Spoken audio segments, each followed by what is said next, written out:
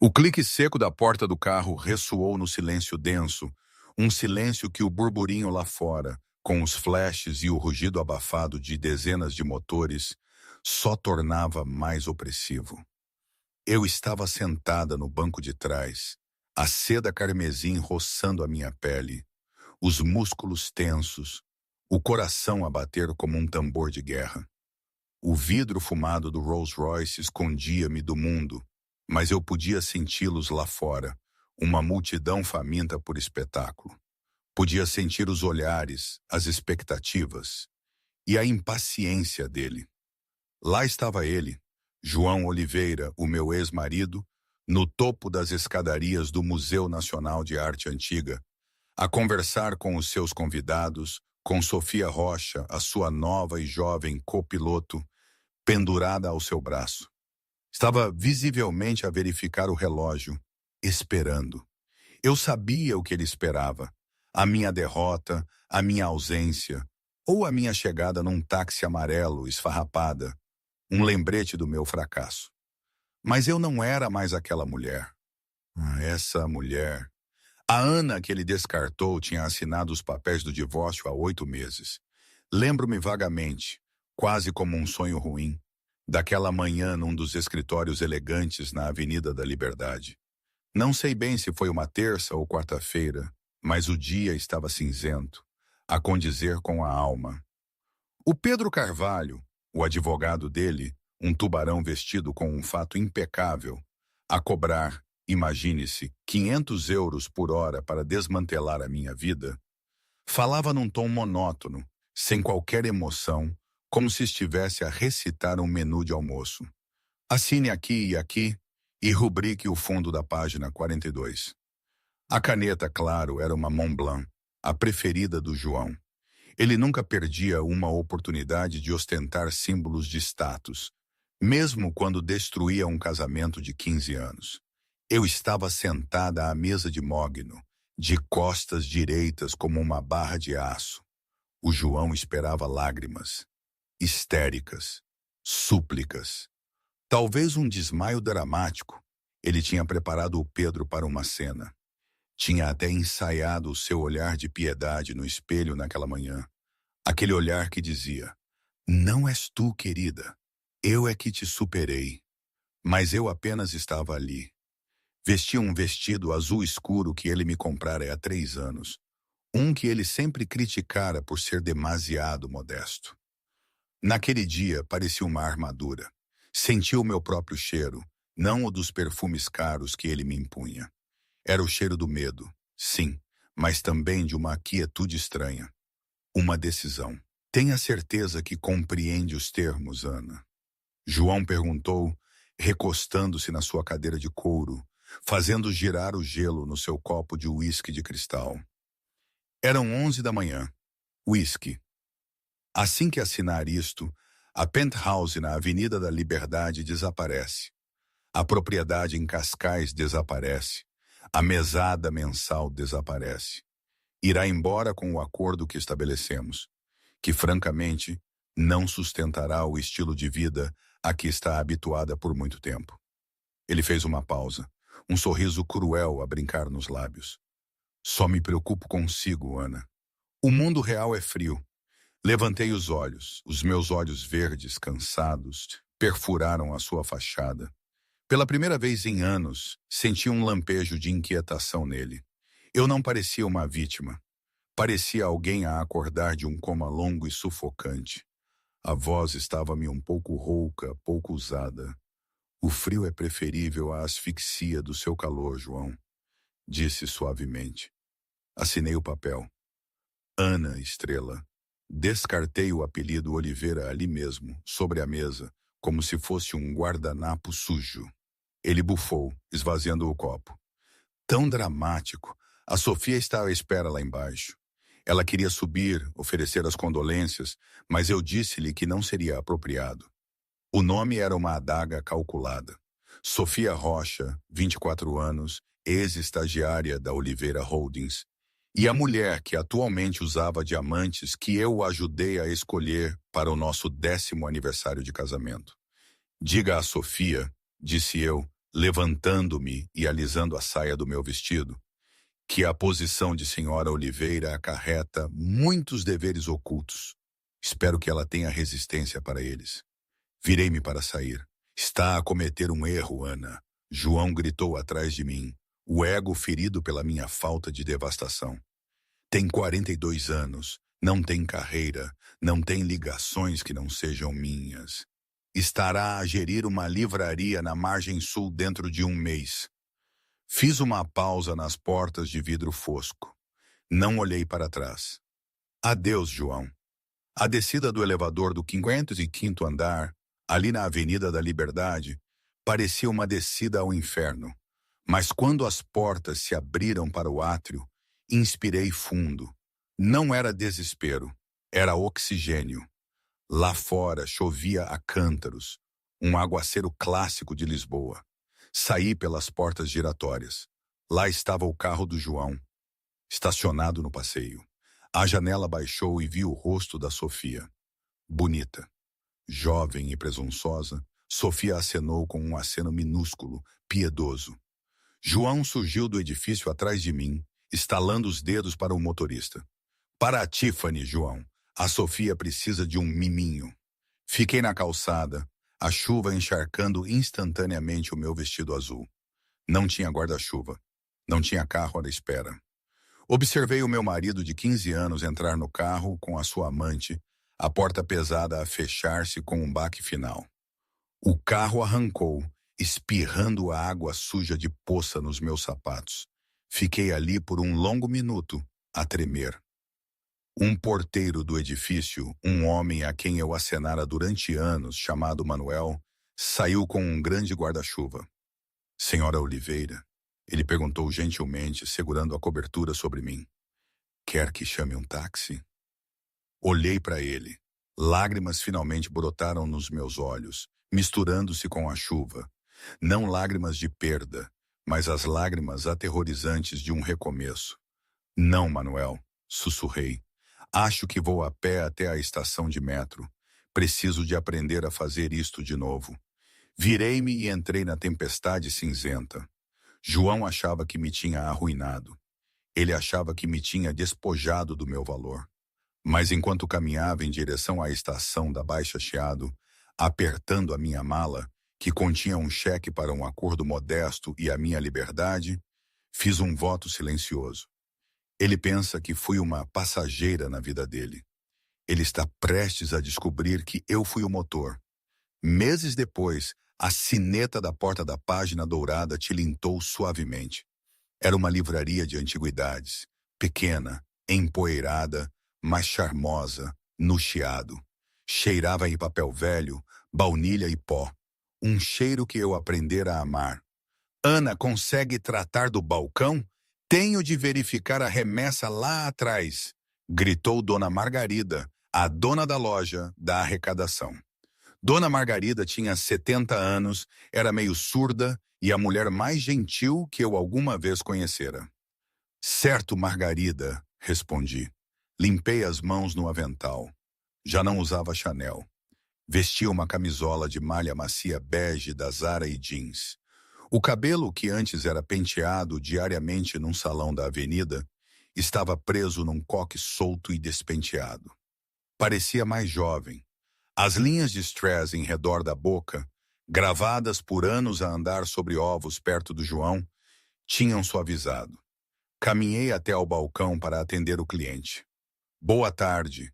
Bem-vindo à página dourada. Em que posso... Congelei.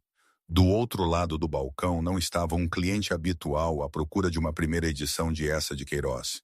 Era um fantasma da minha vida passada. Ana, a voz estava chocada. Era Carolina Lemos, a esposa do CEO do BPI. Tínhamos feito parte da direção da gala do Jardim Botânico juntas durante 5 anos. Carolina esbanjava Fendi, segurando uma rara Architectural Digest. Senti um rubor subir pelo meu pescoço. Era o momento que eu tanto temia. A descoberta. Olá, Carolina, disse, mantendo a voz firme, levantando o queixo. Os olhos da Carolina percorreram a minha roupa. Depois voaram pela pequena e ligeiramente desarrumada loja. A sua expressão mudou de choque para algo que lembrava horror. Depois fixou-se numa piedade condescendente. Oh, meu Deus! O João disse que estava a tirar um tempo. Carolina sussurrou, inclinando-se como se ser pobre fosse contagioso. Mas eu não fazia ideia de que estava a trabalhar no retalho. Eu gosto, disse fria. Adoro livros. Estou a ajudar a gerir o inventário. Claro, claro, disse Carolina, batendo na minha mão por cima do balcão. É corajoso. Tão corajoso.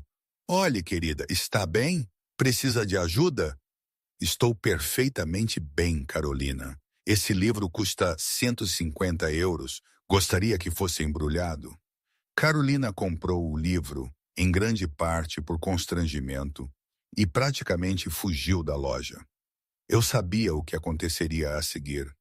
Ao jantar, todos os telefones no Restelo estariam a tocar. Ouviste? A Ana Oliveira é uma vendedora de loja. Coitadinha, o João deixou-a mesmo sem nada. Respirei fundo e apoiei-me no balcão. Fechei os olhos. Deixem-nos falar. A porta tilintou de novo. Endireitei-me com um sorriso forçado. Bem-vindo a Página Dourada. Um homem entrou. Era alto, vestia um sobretudo cinzento carvão que lhe caía demasiado bem para ser de pronto a vestir, mas estava gasto, o colarinho ligeiramente desfiado. Tinha cabelo escuro com toques de prata nas têmporas e olhos da cor de ardósia, cinzentos e ilegíveis. Movia-se com uma quietude pesada e calma. Não parecia os homens frenéticos e obcecados por status que eu costumava conhecer.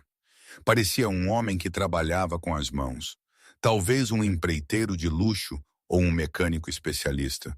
Procura um livro específico, disse. A voz dele era grave e rouca.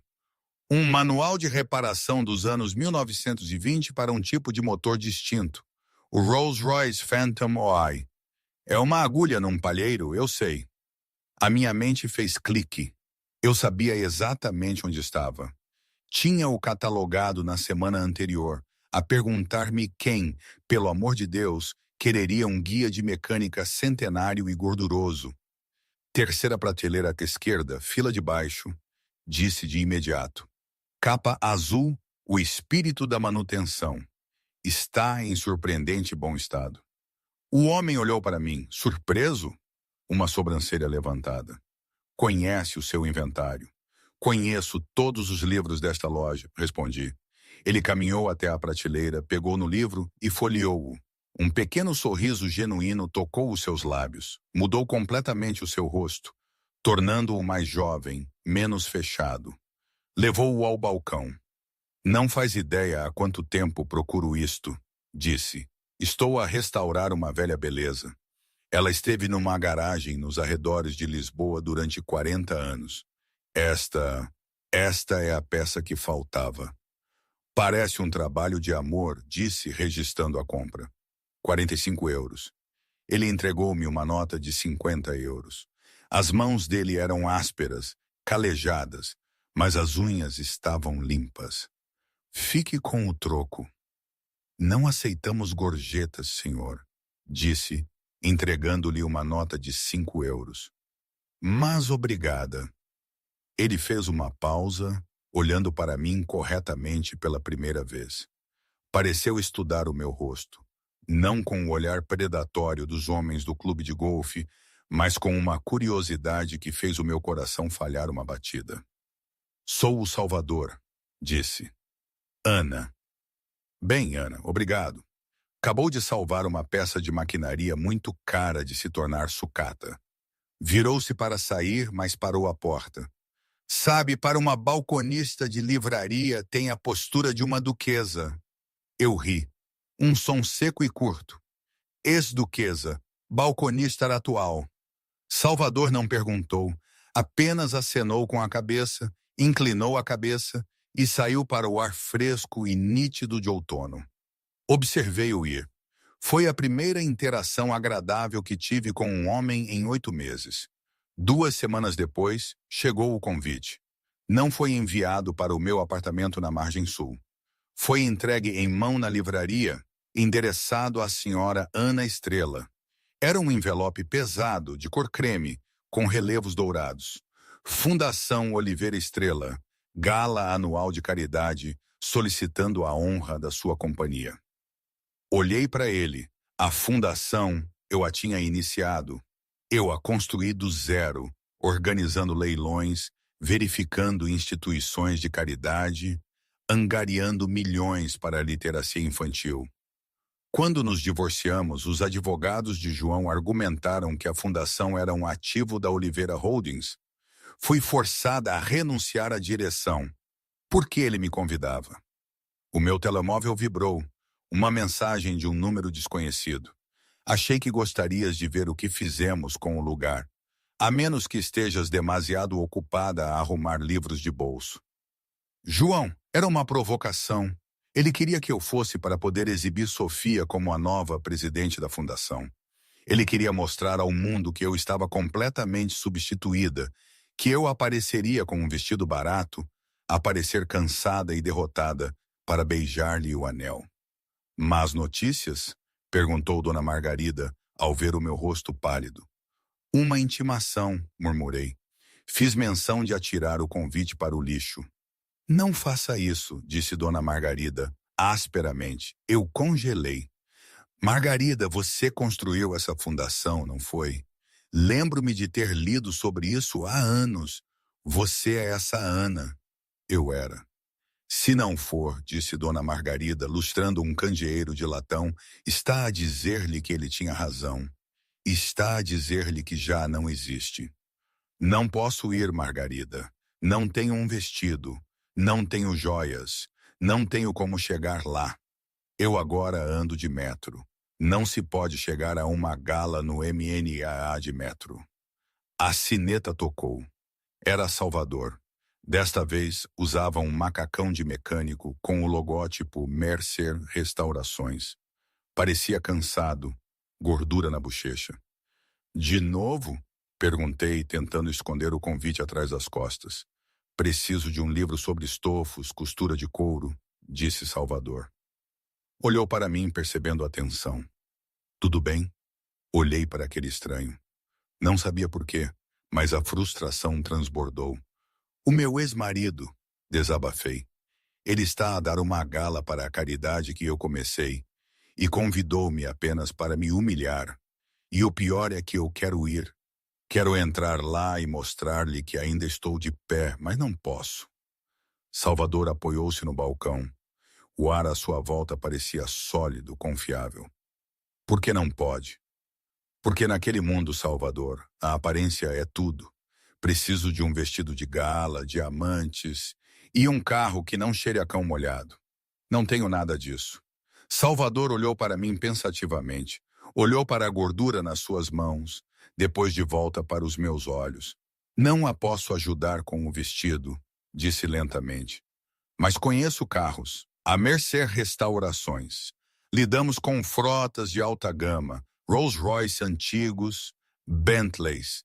Às vezes, fazemos o transporte para eventos para garantir que os motores são manuseados corretamente. Eu pisquei. Você os conduz? Posso, disse Salvador, encolhendo os ombros. Tenho um Rolls-Royce Phantom de 1935 que estará pronto esta semana. Preto azeviche, portas suicida. É digno de realeza. Precisa de um teste. Ele inclinou-se mais perto. Você arranja o vestido, Ana. Eu garanto que chega de uma forma que fará todas as cabeças virarem. Serei o seu motorista. Olhei para ele.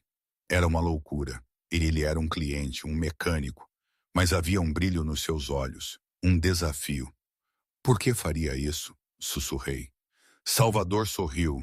Um sorriso torto e perigoso. Porque lidei com homens como o seu ex-marido toda a minha vida. E adoro vê-los perder. Momento, aqui tenho que fazer uma pequena pausa na história.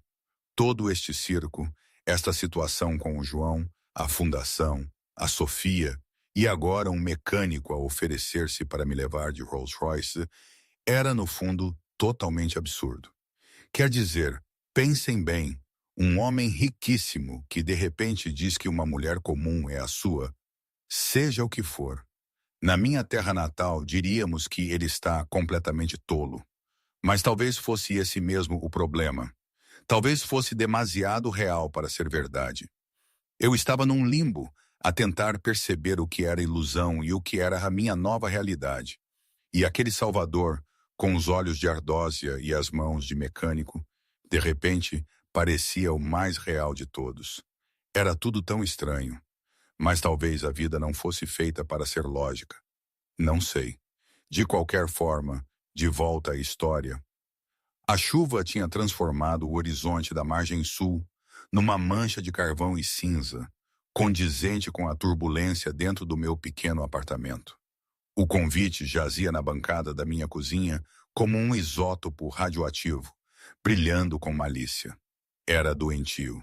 Na noite da gala, fiquei em frente ao meu armário. Era uma visão patética em comparação com o closet que eu deixara para trás na Avenida da Liberdade.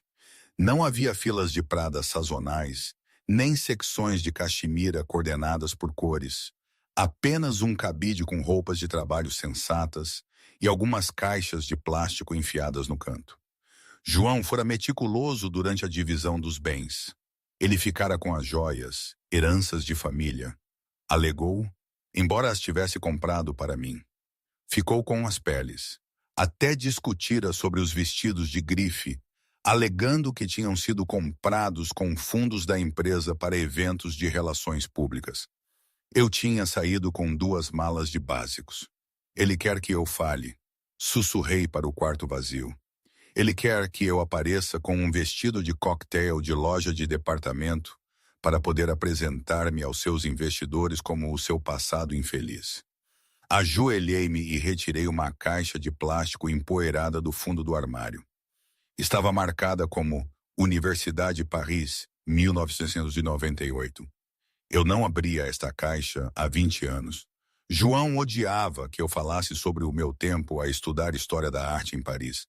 Ele achava-o boêmio e pouco refinado. Ele preferia a narrativa de que eu tinha simplesmente existido à espera que ele me resgatasse. Tirei a tampa. O cheiro de saquetas de lavanda, velhas e secas, subiu. Por baixo de uma pilha de cadernos de esboços e velhos bilhetes de metro embrulhados em papel de seda sem ácido, estava uma peça de roupa em que eu não pensava há décadas. Não era uma etiqueta de designer que a Sofia reconheceria. Era uma peça vintage que eu tinha encontrado numa loja empoeirada em Marraís, quando tinha 22 anos, comprada com dinheiro que tinha guardado de trabalhar como empregada de mesa. Tirei-o.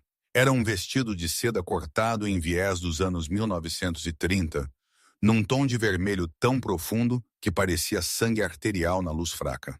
Era sem costas, preso por alças impossivelmente finas e com um decote perigosamente baixo à frente. Era elegância líquida. João tinha me proibido de o usar. É demasiado agressivo, Ana. Ele tinha me dito uma vez quando o experimentei para um jantar. Faz-te parecer faminta. Uma esposa oliveira é recatada. Uma esposa oliveira é pastel. Tirei os jeans e a camisola. Entrei na seda. Era fria contra a minha pele, pesada e fluida. Subi as alças. O fecho sibilou quando o puxei. Ainda servia. Na verdade, o estresse do último ano tinha me deixado mais magra, e o vestido caía sobre as minhas clavículas e ancas como se tivesse sido derramado. Caminhei até o espelho de corpo inteiro barato, encostado à parede. Eu não parecia uma esposa. Não parecia uma vítima. Parecia uma sereia a emergir do oceano para arrastar um marinheiro para a sua morte. Não tinha diamantes. João tinha todos, então fiz uma escolha. Nenhuma joia, nem um único brinco. Penteei o cabelo para cima num coque alto e severo, expondo a longa e elegante linha do meu pescoço e o corte nítido do meu maxilar. Pintei os lábios com um carmesim mate que combinava perfeitamente com a seda. Eu era a arma. O vestido era apenas a bainha. O meu telemóvel vibrou. Estou lá embaixo. Não saia. Subo para acompanhar, Salvador. Agarrei na minha pequena clutch preta, o único item de grife que consegui contrabandear, e abri a porta do meu apartamento. Salvador estava no corredor. A transformação foi chocante. O mecânico manchado de graxa tinha desaparecido. No seu lugar estava um homem num smoking que lhe assentava com precisão militar. Era azul meia-noite, contrastando nitidamente com os seus olhos cinzentos ardósia. Estava recém-barbeado, a cheirar a sândalo e linho limpo. Parecia perigoso, não de uma forma de rufião, mas da forma como um vulcão adormecido é perigoso. Ele olhou para cima quando eu saí para o corredor, e por um momento o ar abandonou o ambiente. Salvador não disse, está bonita. Não disse, uau. Ele ficou completamente imóvel. Os seus olhos viajaram da bainha da seda carmesim até aos meus ombros expostos, finalmente fixando-se nos meus olhos. Ele engoliu em seco, um movimento lento e deliberado da sua garganta. Eu estava errado, disse Salvador, a voz mais rouca que o habitual. Sobre o quê? Perguntei, o meu coração a martelar contra as costelas. Eu disse que a levaria para que eles olhassem, mas olhando para si agora, não acho que vão sobreviver a isso. Ele ofereceu-me o braço. Vamos, senhora Estrela. Senhorita Estrela, corrigi pegando no seu braço. Era sólido como uma rocha. Senhorita Estrela, corrigiu ele. Vamos começar uma guerra. Lá embaixo, as luzes da rua da margem sul refletiam-se no pavimento molhado. E ali, em segunda fila e ocupando o espaço de 2 utilitários, estava na fera. Era o Rolls-Royce Phantom E. Mas não um Phantom qualquer. Era o modelo Coupé John Kerr, uma obra-prima de portas redondas dos anos 1930. Era preto azeviche, maciço e intimidante, com curvas que pareciam arquitetura Art Deco sobre rodas. Não parecia um carro, parecia uma locomotiva sombria e encantadora. A grelha cromada brilhava como os dentes de um predador. Salvador abriu a porta traseira, suicida, articulada na parte de trás, abrindo para fora para expor todo o habitáculo. O interior era de couro creme e nogueira polida. Este carro, disse Salvador em voz baixa enquanto eu deslizava para o banco de trás, foi construído para um marajá que perdeu o trono, mas manteve a sua dignidade. Achei apropriado. Ele fechou a porta com um baque sólido e pesado que silenciou completamente o ruído da cidade. Sentei-me em silêncio, o couro a cheirar a história e a dinheiro. Quando Salvador deslizou para o banco do motorista e ligou a ignição, o motor não rugiu. Ronronou, uma vibração subsônica baixa que senti na minha espinha. Para o Eminá, disse Salvador, encontrando o meu olhar no retrovisor. Com calma, Ana, respire. Quando lá chegarmos, não será a ex-mulher. Será a única coisa que verão. A aproximação ao Museu Nacional de Arte Antiga era um engarrafamento de riqueza. Uma fila de Mercedes classe S pretos e limusines estendia-se pela rua, a aguardar para depositar a elite da cidade no tapete vermelho, estendido sobre as icônicas escadarias. Os flashes rebentavam incessantemente. Um efeito estroboscópico que iluminava a chuva ligeira. Dentro do calor do Rolls-Royce, o mundo parecia lento. Eu observava através do vidro fumado enquanto pessoas que eu conhecera durante 15 anos saíam dos seus carros. Ali estava o banqueiro. Ali estava a editora da Vogue. Todos pareciam iguais, polidos, seguros, uniformes. Estamos a 3 carros de distância, disse Salvador pelo intercomunicador. A voz dele era calma, dando-me apoio. Estou aterrorizada, admiti para o habitáculo vazio. Olhe para eles, ordenou Salvador suavemente. Olhe para o João. Vê-o? Cerrei os olhos. Perto do topo das escadas, debaixo da enorme marquise, estava o João. Ele estava a dominar o ambiente. Vestia um blazer de veludo, demasiado moderno para a sua idade, e a Sofia estava pendurada no seu braço. Sofia vestia apenas brancas e diamantes, parecendo uma debutante no seu primeiro baile. João verificava o relógio, o rosto marcado pela impaciência. Ele estava à espera que eu falhasse. Estava à espera que eu não aparecesse ou que chegasse num táxi. Vejo, disse, a minha voz endurecendo. Parece pequeno daqui, não é? Salvador comentou. O carro à nossa frente, um Lamborghini extravagante, finalmente moveu-se. Hora do espetáculo! Salvador murmurou. Ele não acelerou rapidamente. Deixou o Rolls-Royce avançar lentamente. Os enormes guarda-lamas pretos a rasgar o ar. A grandiosidade do carro, a sua silhueta vintage, era tão estranha no mar de SUVs modernos que a multidão se calou antes mesmo de o carro parar. O motor desligou-se. Silêncio. Os paparazzi baixaram as suas câmeras por uma fração de segundo, confusos. Isto não era um aluguer de celebridade. Isto era dinheiro de qualidade de museu. Era dinheiro antigo que não gritava. Sussurrava. Salvador não abriu a porta de imediato. Ele esperou. 5 segundos, 10 segundos. A tensão lá fora aumentou. João tinha parado de falar. Estava a olhar para baixo das escadas, franzindo a testa, a tentar descobrir quem tinha chegado num veículo que valia mais do que toda a sua carteira.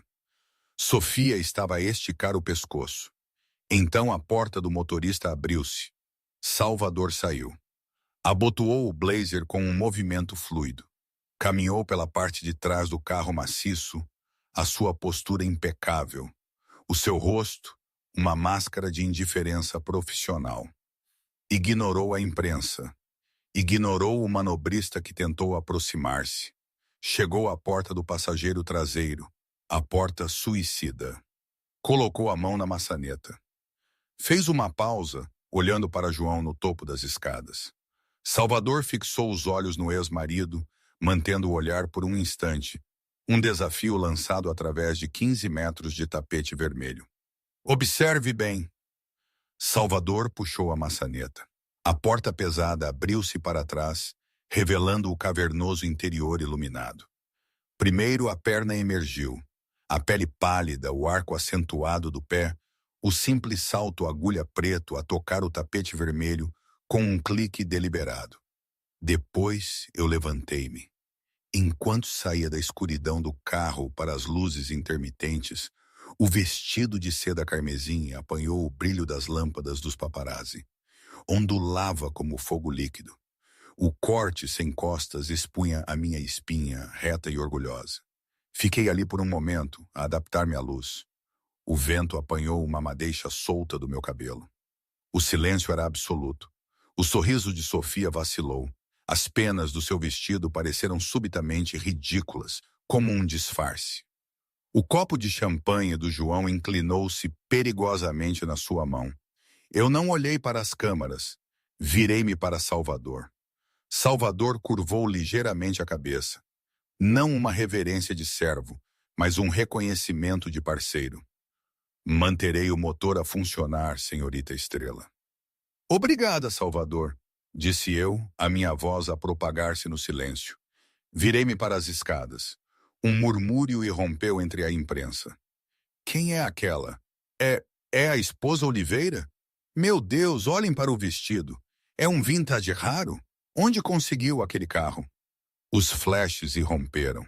Uma parede cegante de luz branca 10 vezes mais intensa do que o que João tinha recebido. Eles não estavam a fotografar uma esposa descartada. Estavam a fotografar um mistério. Uma mulher que fora atirada aos lobos e voltou a liderar a alcateia. Comecei a subir as escadas. Caminhei lentamente. Não corri para o João. Forcei-o a esperar. Forcei-o a ver-me ascender passo a passo enquanto toda a cidade de Lisboa observava com ele. Quando finalmente cheguei ao patamar superior, parei a cerca de 60 centímetros dele. João parecia ter sido atingido no peito. Os seus olhos percorreram-me. O vestido, a ausência de joias, a pele luminosa, a confiança aterrorizante. Ele procurou as rachaduras, procurou a pobreza que me infligira. Encontrou nada além de ouro. Ana! Ele engasgou. Era menos uma saudação e mais uma questão de realidade. Ofereci um sorriso frio e fino. Lancei um olhar à Sofia, depois voltei para o João. João, acenei com a cabeça. Montagem adorável. Os arranjos florais estão um pouco caóticos, mas suponho que seja a nova estética. Não esperei por uma resposta. Desviei-me dele, caminhando em direção às grandes portas do museu. João agarrou o meu braço, uma violação do contrato social tácito. A quem pertence aquele carro, Ana? Com quem estás a dormir? Sibilou, o seu rosto a ruborizar. Olhei para a sua mão no meu braço até que ele a soltou, envergonhado. Essa é a diferença entre nós, João, disse a voz suficientemente baixa para que apenas ele e Sofia pudessem ouvir. Você pensa que o poder vem de quem possui ou com quem dorme? Inclinei-me o meu perfume, algo picante e desconhecido, a preencher os seus sentidos. Não dormi com ninguém para chegar aqui. Apenas finalmente me lembrei de quem eu era antes de o conhecer. Virei-me e entrei no grande salão, a cauda carmesim do meu vestido seguindo-me como uma poça de sangue, deixando João de pé na chuva, a parecer muito caro e muito, muito pequeno.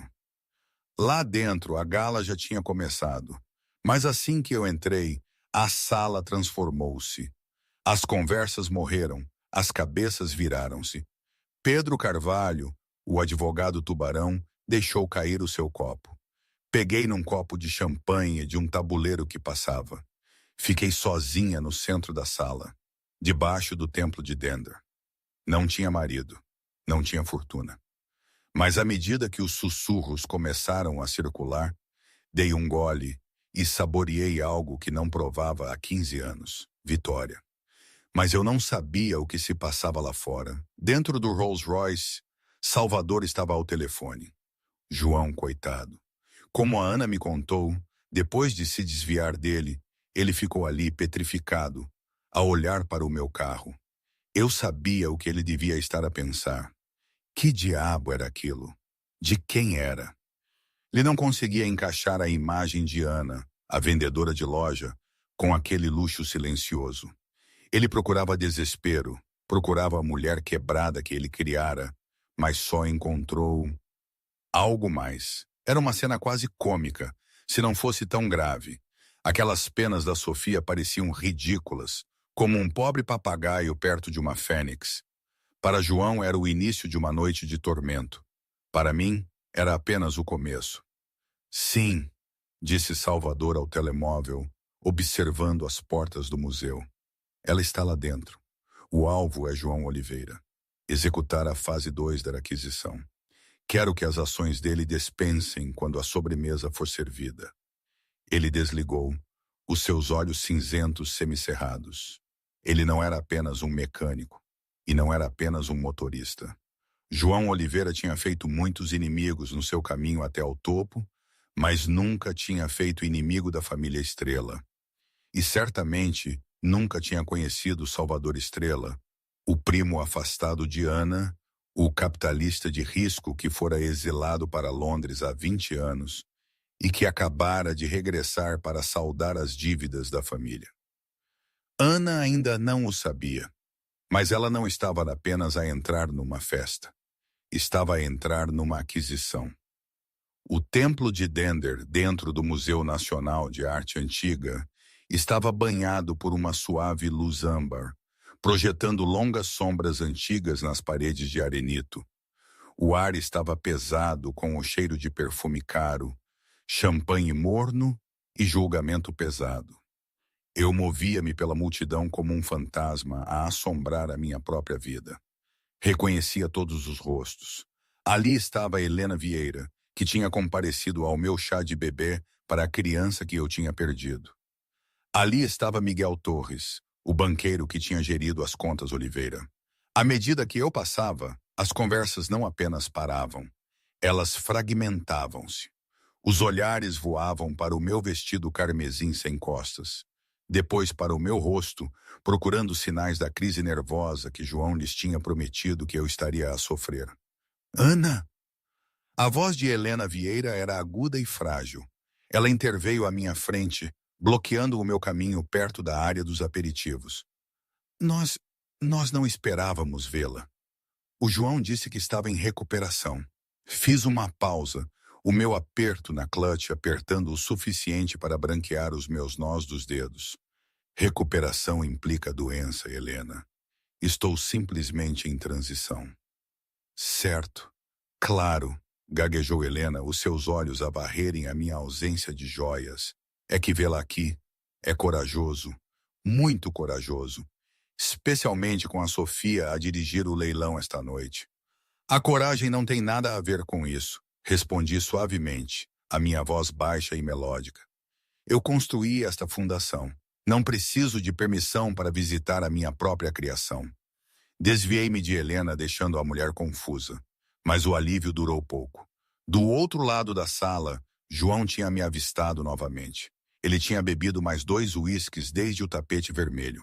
A humilhação da minha chegada estava a corroê-lo, desmantelando a sua imagem cuidadosamente curada de ex-marido benevolente e sofredor. Ele sussurrou algo ao chefe de segurança, um homem corpulento chamado Soares, e apontou diretamente para mim. Soares começou a mover-se pela multidão na minha direção. O meu coração martelava contra as costelas.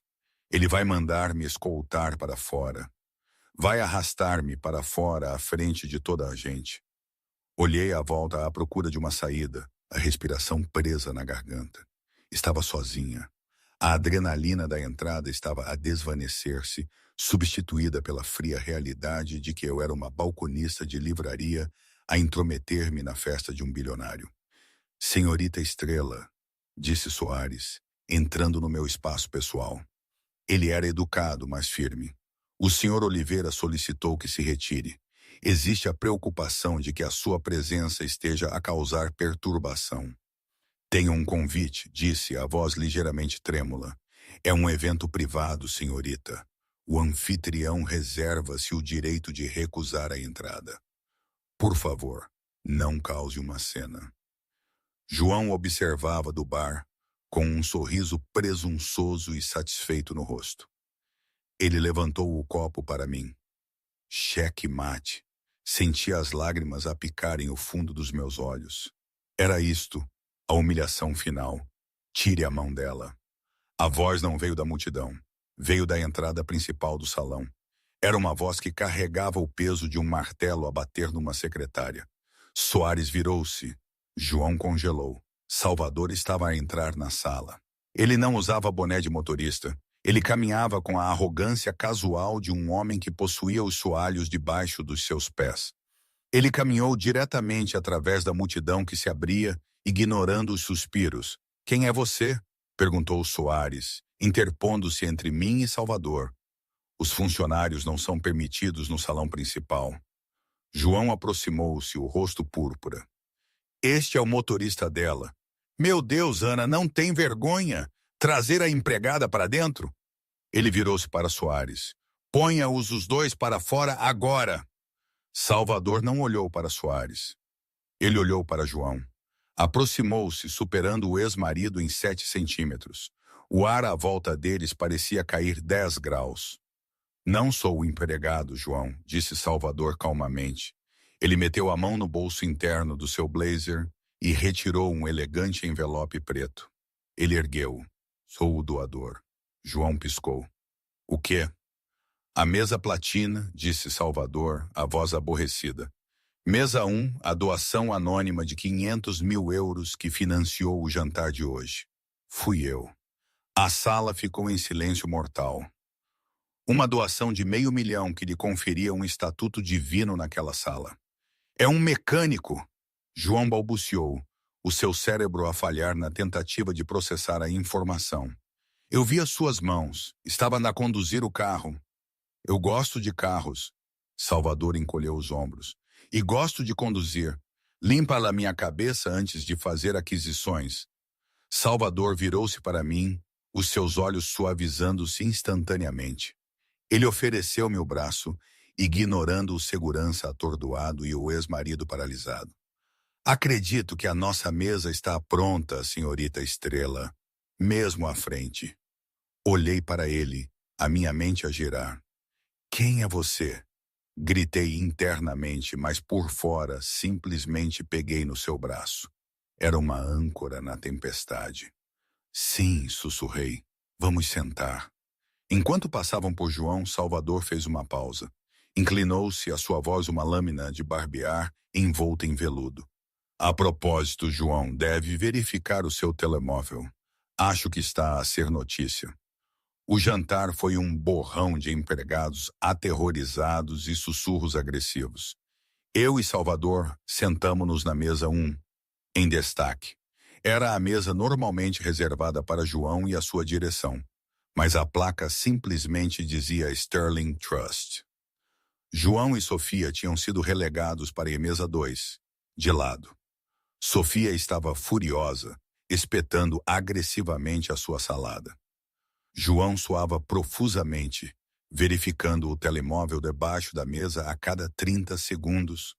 Coma, disse Salvador gentilmente, empurrando um prato de robalo para mim. Vai precisar de energia. Salvador, sibilei, inclinando-me. O que está a acontecer?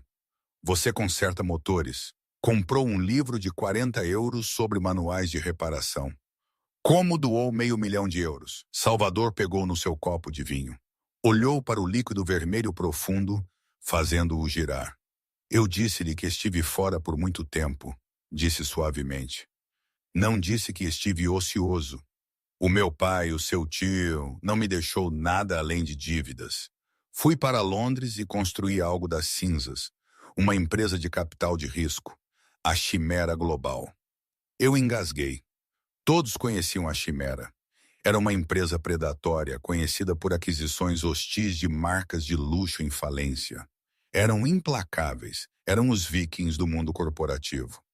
Você é a Chimera? Eu sou o sócio maioritário, corrigiu Salvador. E nos últimos 6 meses, enquanto você estava a aprender o inventário daquela livraria, eu estava a analisar o inventário da Oliveira Holdings. Olhei para ele. Por quê? Por que não me disse? Porque você precisava de encontrar a sua própria força primeiro, disse Salvador, olhando profundamente nos meus olhos. Se eu a tivesse salvado no primeiro dia, você ainda seria vítima dele. Hoje à noite você enfrentou-o. Não é mais uma vítima, Ana. É uma parceira. Uma colher tilintou num copo. João estava no pódio. Parecia pálido. A sua gravata estava ligeiramente torta. Agarrou o suporte do microfone como se fosse a única coisa que o mantinha de pé. Minhas senhoras e meus senhores, a voz de João ecoou, embora tremesse ligeiramente. Obrigado por terem vindo. Esta noite é sobre legado. É sobre construir um futuro. Ele tentou sorrir, mas os seus olhos esvoaçavam pela sala. A Oliveira Holding sempre foi um pilar de estabilidade. Nós valorizamos a família. Um som distinto de ding ecoou pela sala. Era um som de notificação, depois outro, depois uma vibração na mesa ao lado. De repente, uma onda de ruído percorreu o salão. Não era aplauso. Era o som de 300 investidores ricos a verificar as suas aplicações Bloomberg simultaneamente. João hesitou. Como estava a dizer? Oh, meu Deus! Sussurrou uma mulher na mesa 4. Alto. Está a cair. Descarrega. Descarrega agora. Um homem na mesa 6 gritou para o telemóvel, abandonando todo o decoro. João parou de falar. Com licença, observei confusa. Olhei para Salvador. Salvador estava calmamente a barrar um pãozinho. O que está a acontecer? Sussurrei. A notícia acabou de sair, disse Salvador casualmente. Foi divulgado um relatório sobre a Oliveira Holdings. Detalha os relatórios de sustentabilidade falsificados na cadeia de abastecimento, a dívida oculta nas contas offshore e o iminente processo judicial coletivo dos acionistas. Quem divulgou o relatório? Perguntei, horrorizada. Salvador deu uma dentada no pão. Eu. No palco, o telemóvel do João tocou alto. Ele tirou, viu o ecrã e o seu rosto ficou cinzento. Era a direção. Eu tenho que... Gaguejou João no microfone. Parece haver uma dificuldade técnica. Não é técnica, João. Um homem levantou-se na parte de trás. Era Pedro Carvalho, o seu próprio advogado. As ações caíram 40% em 10 minutos. Estamos a sangrar. O caos irrompeu. Empregados foram empurrados para o lado, enquanto banqueiros corriam para as saídas para fazer chamadas de emergência. A gala estava a dissolver-se num pânico de bolsa de valores. Salvador limpou a boca com um guardanapo de linho. Levantou-se, abotoou o blazer. Ele não usou um microfone. Não precisava. Projetou a sua voz com a autoridade de um carrasco. João! Aljo! Gritou Salvador. A sala congelou. João olhou para baixo do palco, os seus olhos selvagens de pânico. Está à procura de uma tábua de salvação, Salvador gritou, caminhando lentamente em direção ao palco. Mas nenhum banco nesta cidade o vai tocar agora. Os seus ativos estão congelados, a sua liquidez desapareceu. Está efetivamente insolvente. Salvador parou na base das escadas. No entanto, Salvador continuou, metendo a mão no bolso e retirando um documento dobrado. Há uma oferta na mesa. Uma aquisição. João olhou para ele. Quem? Quem é você? Salvador subiu o primeiro degrau. Eu represento o Sterling Trust. Estamos preparados para comprar a participação maioritária da Oliveira Holdings ao preço de mercado atual. Fez uma pausa, verificando o relógio, que é aproximadamente 3 euros por ação. Levantei-me. A realização atingiu-me como um raio. O Sterling Trust.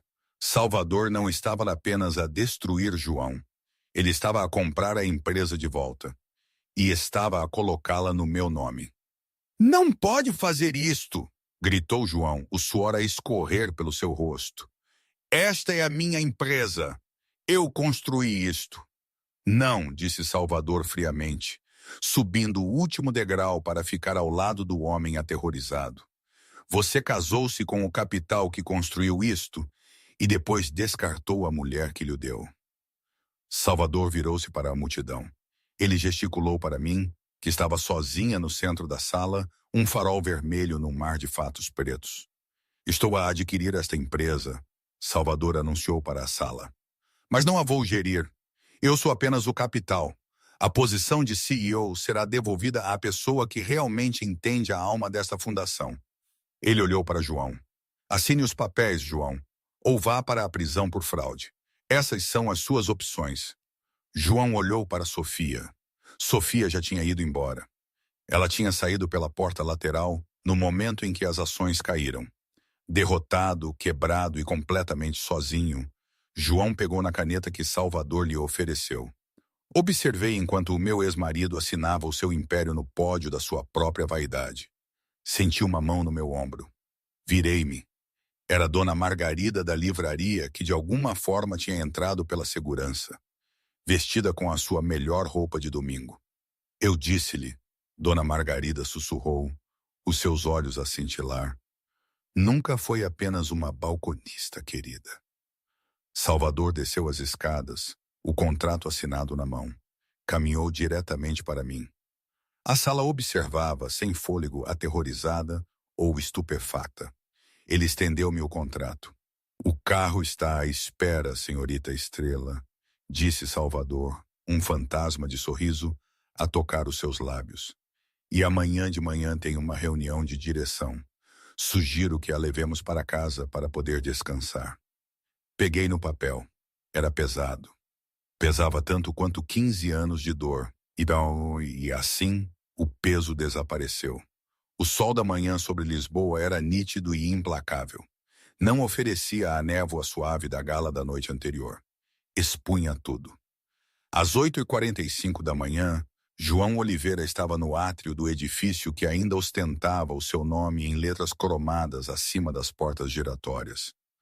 Vestia o mesmo smoking da noite anterior, agora amarrotado e a cheirar a uísque velho. Não tinha ido para casa, para a penthouse, porque o seu cartão de acesso biométrico não tinha funcionado. Não tinha ido para um hotel porque os seus cartões de crédito tinham sido recusados nos 4 hotéis de luxo a que tentara aceder. Caminhou em direção ao elevador, de cabeça baixa, esperando conseguir subir ao seu escritório e salvar quaisquer ativos líquidos que tivesse escondido no cofre. Senhor, pare aí mesmo. João congelou. Era Soares, o chefe de segurança, o mesmo homem a quem João tinha ordenado para me expulsar apenas 12 horas antes. Soares, disse João, tentando convocar a sua antiga autoridade. Preciso de ir para o 55º andar. O meu cartão está com defeito. Soares ficou com os braços cruzados, ladeado por outros 2 guardas. Não parecia intimidado. Parecia cansado. O seu passe não está com defeito, Sr. Oliveira. Foi desativado por diretiva do novo acionista maioritário. Eu sou o fundador desta empresa, gritou João, a voz a falhar. O átrio, cheio de empregados a correr para o trabalho, ficou em silêncio. As pessoas olhavam, sussurravam, levantavam os telemóveis para gravar. O grande João Oliveira, a gritar de smoking à luz da manhã. Era o fundador, disse uma voz por trás dele. Agora é um passivo. João girou. As portas giratórias abrandaram até pararem. Quem entrava não era Salvador, era eu. Vestia um elegante fato branco sob medida, da cor de uma página em branco. O cabelo estava solto e ondulado. Não parecia a mulher que tinha assinado papéis de divórcio em lágrimas neste mesmo edifício. Parecia que o edifício lhe pertencia, porque sim, Salvador caminhava um passo atrás de mim, usando o seu macacão de mecânico novamente, carregando um capacete. Ele não tinha interesse em salas de reuniões. Ele tinha feito o seu trabalho. Eu parei em frente a João. Não parecia zangada. Não parecia vingativa. Olhei para ele com a leve curiosidade que se poderia ter por um estranho. Ana! João ofegou, dando um passo na minha direção. Ana, por favor, tem que parar com isto. Eles trancaram-me as contas. A Sofia levou as joias e foi-se embora esta manhã. Não tenho nada. Não tenho para onde ir. Ele estendeu a mão para a minha. Fomos casados por 15 anos. Isso não significa nada. Olhei para a sua mão, a mão que me dispensara, a mão que assinara a minha segurança sem um segundo pensamento. Significa que sei exatamente quem você é, João, disse suavemente. É um homem que só ama reflexos de si mesmo, e neste momento não lhe resta um espelho. Fiz um sinal a Soares. Senhor Soares, por favor, acompanhe o senhor Oliveira para fora das instalações. Ele está a perturbar os negócios. Ana! João gritou enquanto Soares lhe agarrava o braço. Não pode fazer isto. É uma vendedora de loja. Não é nada sem mim. Não me encolhi. Inclinei-me perto para que só ele pudesse ouvir a estocada final. Tem razão, João. Eu era uma vendedora de loja e estamos a contratar para a sala de correio. Se preencher uma candidatura, eu darei uma boa palavra, mas terá de começar por baixo, como eu fiz. Endireitei-me e passei por ele em direção aos elevadores. Os funcionários abriram caminho como o mar vermelho. Já não estavam a olhar para João. Estavam a olhar para a sua nova CEO. Salvador permaneceu no átrio por um momento, observando João ser arrastado pelas portas para o pavimento impiedoso da Avenida da Liberdade. Ele caminhou até a recepção de Mon, onde uma jovem recepcionista aterrorizada observava. Salvador colocou um único cartão de visita sobre a mesa. Se ele voltar, disse Salvador, os seus olhos cinzentos frios. Ligue-me, eu trago o carro.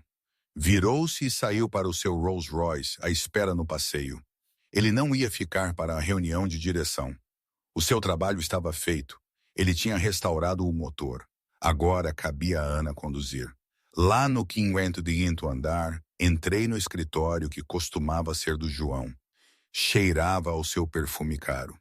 Caminhei até a janela e abri-a de repente. O vento entrou, caótico e fresco, a espalhar os papéis da secretária. Respirei fundo. Peguei no telefone na secretária de Mogno. Aqui é Ana Estrela, disse a minha assistente. Chame a manutenção. Quero este escritório limpo até ao meio-dia. E envie um cheque para a livraria A Página Dourada no Chiado. Diga à dona Margarida que a sua parceira está pronta para comprar o edifício. Desliguei e olhei para a cidade. João pensou que o divórcio era o meu fim. Ele não percebeu que numa história escrita por uma mulher forte, um divórcio não é uma tragédia, é uma reviravolta na trama. E o motorista, ele não apenas abriu a porta, ele ajudou-me a fechar o livro no passado para sempre. A minha história não é apenas sobre vingança. É sobre o poder aterrorizante e bonito de reclamar o seu próprio valor. João cometeu o erro fatal de pensar que o meu valor estava ligado ao seu nome, ao seu dinheiro e ao seu status. Ele esqueceu que um diamante não perde o seu valor só porque está no escuro. Apenas espera que a luz volte a brilhar. No final, as mesmas pessoas que ele desprezou, a balconista e o mecânico, eram as que seguravam as chaves do seu reino. E hoje? Não sei. Às vezes penso que foi o melhor que me podia ter acontecido. Às vezes penso que cometi um erro. Provavelmente ambos. Assim é a vida, não é? Nada é definitivo. Nada é perfeito. Mas é a minha.